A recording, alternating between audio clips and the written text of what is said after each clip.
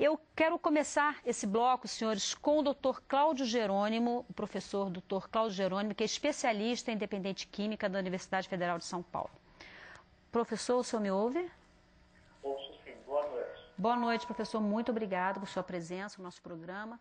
Eu queria ouvir a sua opinião a respeito de um ponto. Costuma-se dizer que as clínicas que dão tratamento para os dependentes químicos, elas atuam de forma muito genérica e dispensam o mesmo tratamento, por exemplo, para usuários de álcool, de maconha e do crack.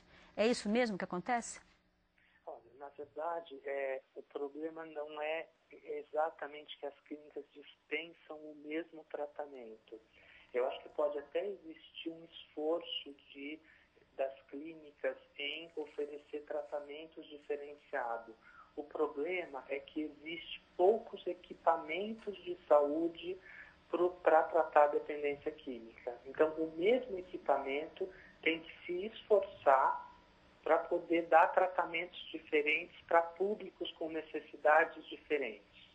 Então, além desse problema de você ter pessoas que precisam de tratamentos diferenciados, você não tem equipamentos diferenciados de saúde. Hoje, no Brasil, a gente conta com os CAPs-AD, que são os únicos equipamentos de saúde, na verdade, para tratar dependente químico. E esses equipamentos, então, eles teriam que dar conta de todos os dependentes. Então, o senhor concorda com a avaliação que foi feita aqui no nosso primeiro bloco, de que a atuação do governo em dar condições para as instituições de fazer o seu trabalho, ela ainda está aquém do necessário, e como a estatística apresentada pelo deputado Carimbão, de que não chega a 0,5% o trabalho de prevenção e trabalho que deveria ser feito também no tratamento dos dependentes químicos no Brasil? Na verdade, eu acho que, falando em políticas públicas, nós temos que, acho que falta investimento em duas grandes áreas. Nós temos uma grande área que seria prevenção, e prevenção populacional, a gente tem que seguir alguns princípios. Então, uma sociedade mais desprotegida socialmente, ela usa mais droga, qualquer que seja. E como que se dá essa proteção social?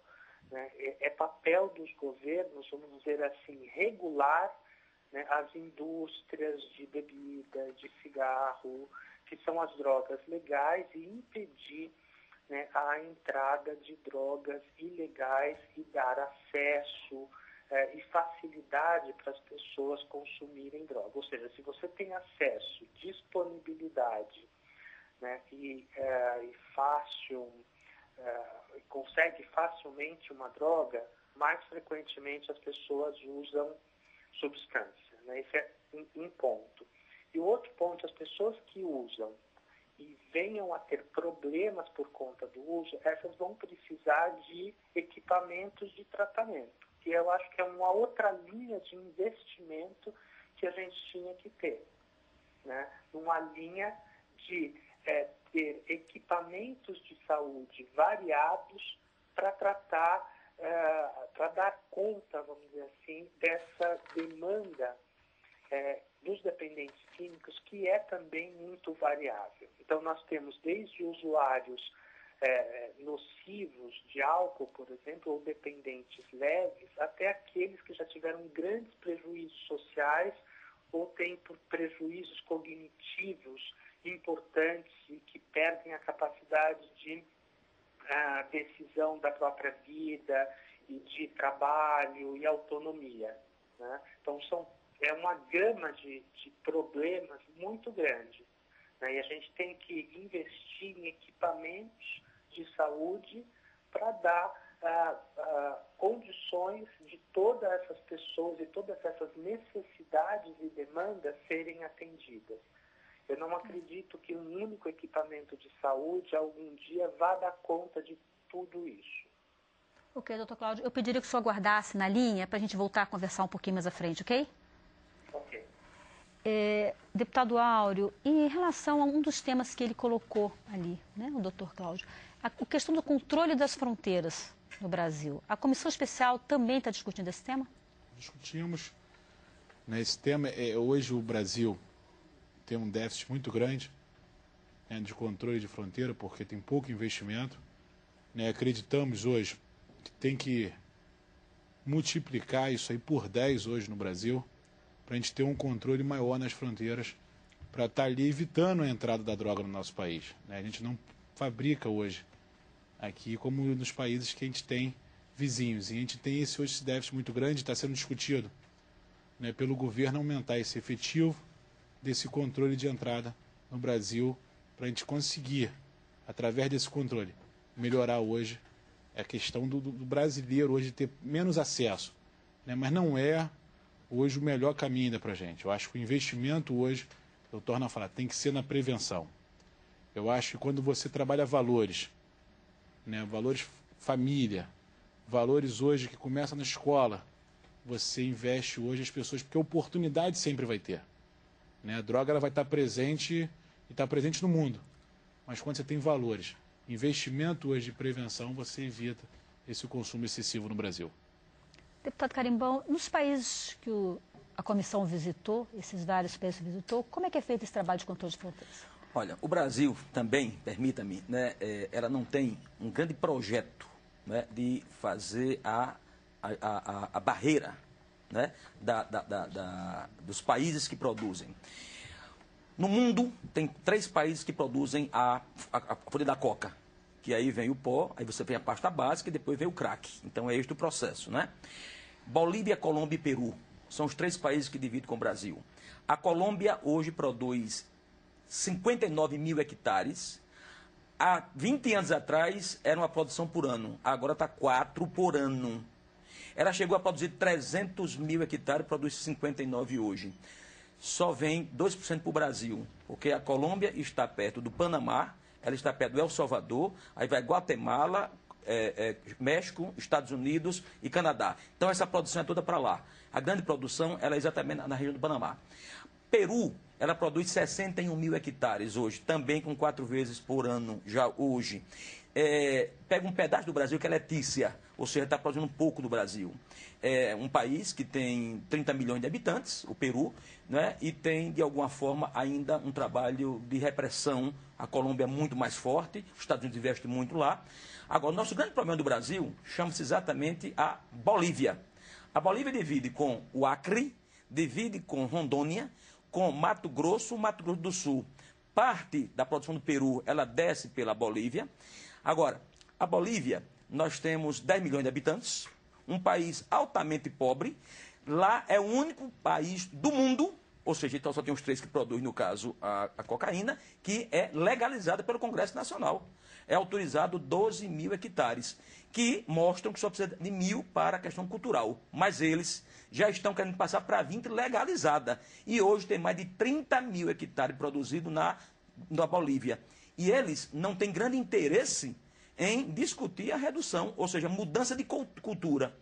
Nós, parlamentares do Brasil, é a primeira vez que o Brasil, que a Câmara Federal, o Congresso, vai ao parlamento conversar com eles. Nós fomos no mês passado. Para você ter uma ideia, para o telespectador entender esse processo, o Brasil tem 200 milhões de habitantes, 180 a 200 milhões. O PIB do Brasil é de 3 trilhões.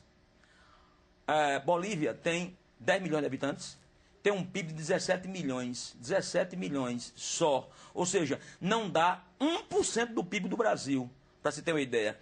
E a carga tributária lá é menor do que a do Brasil. Ou seja, o Brasil é importante capitanear um entendimento, né, aonde possa... Se o Brasil comprar hoje toda a folha de coca produzida na Bolívia, é muito mais barato do que até mesmo colocar pessoas para ficar na fronteira, porque é a maior fronteira do mundo, nós estamos no Brasil, com 16.884 quilômetros de fronteira.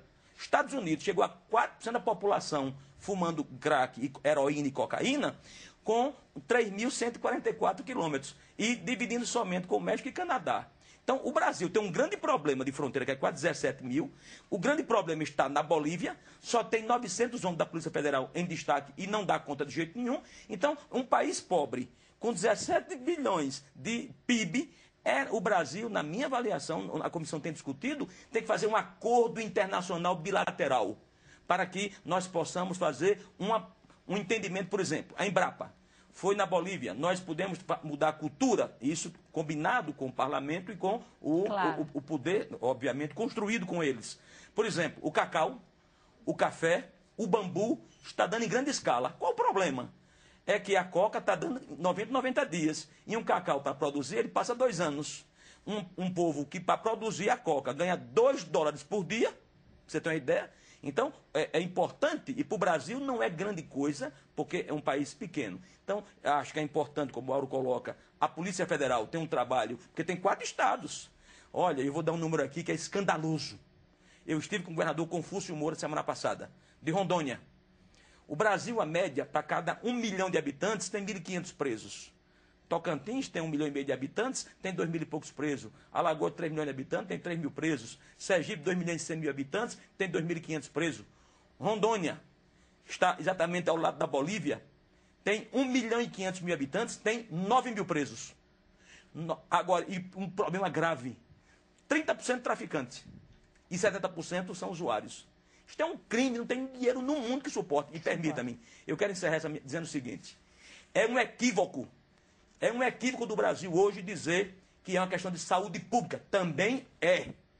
É muito mais de segurança do que de saúde pública. O próprio ministro colocou os números, ficou estarrecido. Ou seja, as mortes no Brasil da questão das drogas estão muito mais ligadas à violência do que à saúde pública. E o crack, tem pessoas que são acolhidas e tratados com 5, 6 anos e são recuperados. Agora, ele morre muito mais pelo tráfico, então é um equívoco nacional. Você colocou aqui, convidamos aqui o Ministério da Justiça, e eles parecem que estão surdos, não escutam e não estão entendendo. Uma cadeia custa de 15 a 25 milhões para acolher 400 presos. Um preso custa R$ 2.500 por mês, passa 4 anos na cadeia. Você pode acolher um dependente químico com serviço público, investindo aí talvez R$1.000 por mês. Em 6, 9 meses você poderia ter o tratamento desse pessoal. É um equívoco do Brasil estar tratando desta forma a questão da dependência química. É a prevenção, é a repressão de fronteira inteligente em um acordo bilateral e o tratamento para não chegar à cadeia. Eu passei um mês na cadeia, eu pedi ao juiz. 90% de quem está na cadeia são usuários de drogas. Ô, gente, e pode prender quem está usando, é quem está preso. Porque ele, para usar, ele roubou. Ou ele, na droga, ele roubou, e que ele não é marginal. Eu estou falando aqui de maior. Nas FEBEMs, nos modelos de socioeducativo do Brasil, uma criança hoje custa R$8.000 por mês. Por mês. E este pessoal hoje, 98% das crianças que estão hoje no sistema educativo, socioeducativo, eles são usuários de drogas. Então, é um equívoco do Brasil. Estou dizendo um recado para o ministro Cardoso da Segurança Pública e para o ministro Padilha da Saúde. Professor Pedro Paulo, eu percebo que você quer falar, mas eu gostaria também de deixar uma pergunta. Muitas dessas comunidades, talvez até a maioria dessas comunidades terapêuticas, elas estão ligadas a instituições religiosas. Sim. Quais são, sob a ótica da psicologia, sob a ótica da ciência, quais são as vantagens e as desvantagens disso? Bom, em primeiro lugar, são instituições que, em sua grande maioria, não possuem nenhum tipo de projeto terapêutico. Né? Para nós, isso é a maior das violações. Né? Somente o fato, porque precisamos pensar o aprisionamento não somente pelas práticas violentas que fazem as pessoas chegar até as instituições, mas principalmente são violentas essas instituições que não têm nenhum tipo de projeto de cuidado, que não seja simplesmente um projeto de recolhimento. Né? Esse é um primeiro ponto. Um segundo ponto é pensar que a ideologia religiosa, né, primeiro precisamos lembrar que nós vivemos num país laico, mas a ideologia religiosa ela põe algumas situações que são situações extremamente complicadas.